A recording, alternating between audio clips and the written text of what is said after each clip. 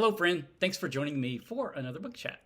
Today, let's spend some time with The Lion, the Witch, and the Wardrobe by C.S. Lewis.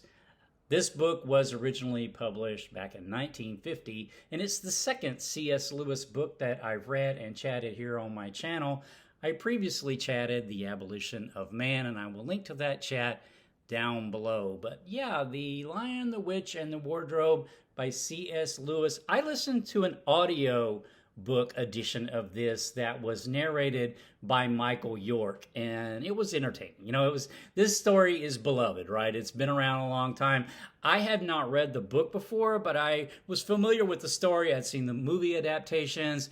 But it's a very familiar story, I think, to many people. However, in this chat, I still am going to be a little aware of the fact that not everybody's aware of the story, not everybody's experienced it for the first time yet. So I will not talk about anything that I think would detract from that first time reader's experience with this book.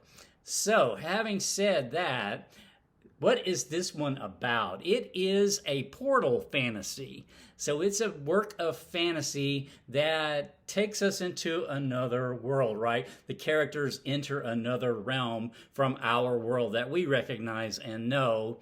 It is a fairy tale, basically. It reads to me very much like a fairy tale. It reads to me more like a fairy tale, even more than the movie adaptation really felt to me. So it's kind of got a fairy tale quality, and we'll talk more about that here in a bit. I did just want to mention about the dedication to the book. C.S. Lewis actually dedicated this book to Lucy Barfield, who was his goddaughter, and she was the daughter of Owen Barfield, who I have read a couple of Owen Barfield's books and chatted them here on my channel. One is A History in English Words, and another one is Saving the Appearances, a study in idolatry. So check those out if you're interested to hear about some books by Owen Barfield if you're not familiar with them. But anyway, there's a dedication in the book where C.S. Lewis is he's writing to Lucy and he's saying, it took him a while to write this book. It took him longer to write this book than it took her to kind of probably grow up too much, he thought, to enjoy the book, right? So he says, but one day you will be old enough to start reading fairy tales again. And I just love that quote because I really think that this is just like, as an adult, I enjoyed reading this fairy tale because this fairy tale, most fairy tales have an underlying meaning, and I feel like this one is definitely no exception. And so, yeah, you go through that period when you're a kid and you want to not do what you consider childish things. You want to do grown-up things, but then when you're grown up, you start to appreciate some of those things from childhood, and you start to appreciate those again. So I just love that quote. So I think there's 7 books total in this Narnia series. And if you notice here at the top here, it says number 2. In chronology, it's number 2, but in publication, it was the first in the series. So I read it because it's the first one that was published, and it's also, to me, the most well-known to me. I'm not that familiar with the other books. I didn't see the movie adaptations that exist of those other works, and I've not read any of them. I believe the first one chronologically is called The Magician's Nephew, I think, but I'm not sure.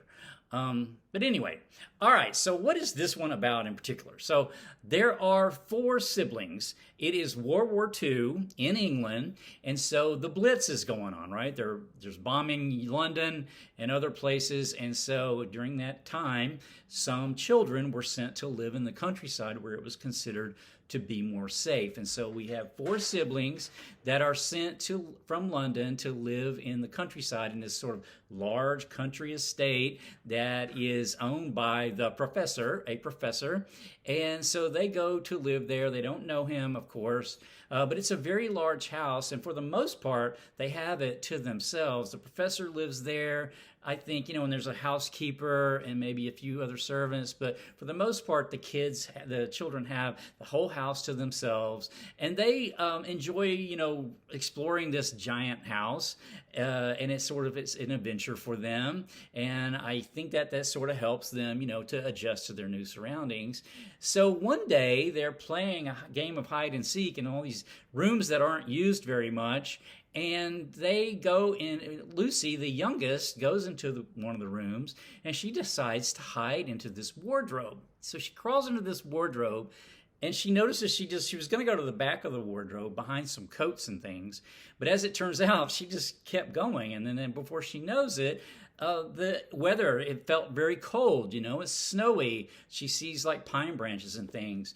And so she's gone into a different sort of realm, right?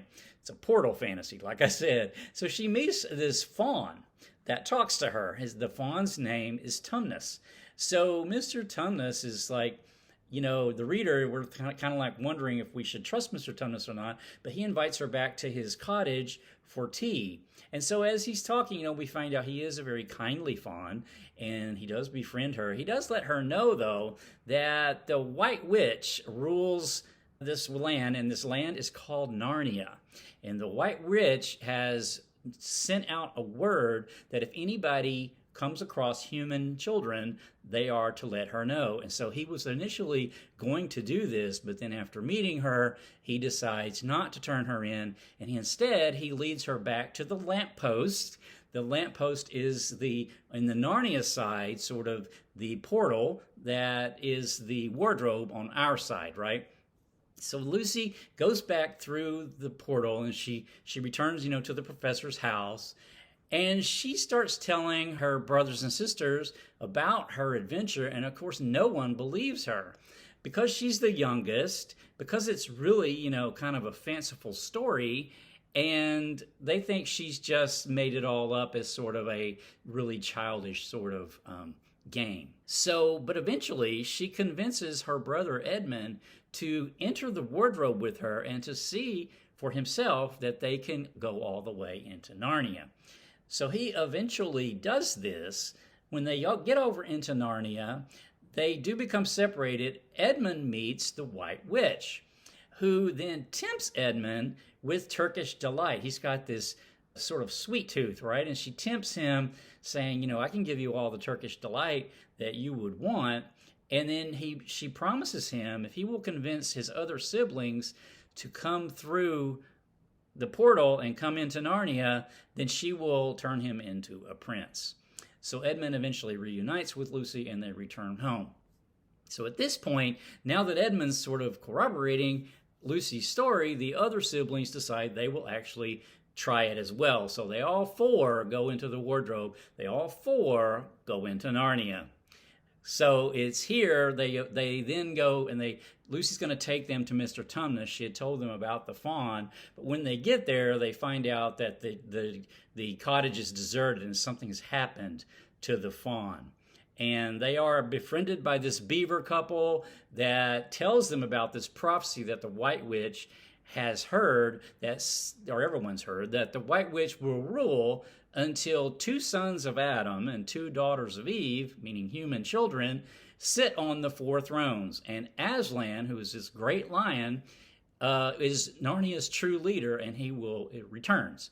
So the witch has obviously heard this, and so she's trying to think ahead and trying to trick and trap the children so that they will not be able to sit on the throne, so the prophecy cannot come to pass. So the rest of the story is really basically this struggle between the White Witch and Aslan, the great lion, and the journey that the kids then go on. Thoughts and themes about the book. So the main theme, or there's several themes. So this book is a lot of times it's talked about as being like a Christian fantasy, sort of a Christian framework. And I mean, you can read it that way if you want to. I mean, but there's definitely sort of parallels, I think, to sort of Christian framework, we can say. But one of the I think main themes of the story is temptation and greediness. So Edmund is actually tempted by the Turkish delight.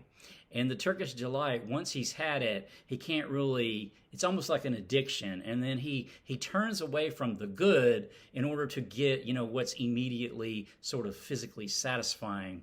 And there's a quote here that explains that. It says he had eaten his share of the dinner, but he hadn't really enjoyed it because he was thinking all the time about Turkish delight. And there's nothing that spoils the taste of good ordinary food half so much as the memory of bad magic food. So the Turkish delight is leading him into this sort of realm of temptation and betrayal, ultimately, because to get the Turkish delight, to continue getting what he craves, he's forced to do things, bad things. And one of the things he ultimately ends up doing is betray the others. And the witch, catches this, and she's talking to Aslan, who is kind of a metaphor, could be seen as a metaphor for the good, or in the Christian framework for Jesus. But the witch says, "You have a traitor there, Aslan," said the witch. Of course, everyone present knew that she meant Edmund. But Edmund had got past thinking about himself after all he had been through and after the talk he'd had that morning. He just went on looking at Aslan. It didn't seem to matter what the witch said. So at this point, he's sort of being redeemed, right? His eyes have since he's moved away from the White Witch and are watching Aslan, and then he realizes that he is not paying any more attention to sort of the evil. So it's kind of a good and evil kind of dynamic there. The White Witch, I think, is really interesting because she's described keeping Narnia in a state of winter where it's never Christmas, so it's always cold and icy. And I think like in Dante's Inferno, Satan is pictured as frozen, not burning in fire, but down in the deepest point of hell, it's actually cold because it's the furthest away from the divine love. Aslan is kind of the opposite. So just some thoughts before I run out of time. Aslan and the White Witch. Aslan can be seen, as I said, sort of this metaphor. There's a little poem that says, "Wrong will be right when Aslan comes in sight. At the sound of his roar, sorrows will be no more. When he bares his teeth, winter meets its death. And when he shakes his mane, we shall have spring again." So, he's a renewal, sort of redemption. And finally, to close out, they're about the magic in the world. There's the beaver family that I mentioned that helps out the kids. And there's a quote here that I think really is kind of cool. It says, "It isn't her." This was bad grammar, of course, but that is how beavers talk when they are excited. I mean, in Narnia. In our world, they usually don't talk. I think this is really cool because C.S. Lewis here says, in our world, they usually don't talk at all. So they usually don't, but meaning beavers can have something to say to you in our world if you listen, right? So they usually don't talk at all. I think putting that usually in there is so cool. Finally, about the professor really recognizes the magic that the children are able to see in the world, and he encourages that, unlike the housekeeper. Peter says, "Well, sir, if things are real, they're there all the time." "Are they?" said the professor. And Peter did not quite know what to say. I think that is so cool. All right, I loved reading this. It was a lot of fun. It's a very quick read. There's 6 other books in this series. I'm not sure I'm going to get to those or when I will get to those. Maybe eventually, we will see. But my next chat is actually going to be some science fiction. It is Foundation in Earth by Isaac Asimov. And I have finished this and we'll have a chat on it coming up soon. So until next time, take care.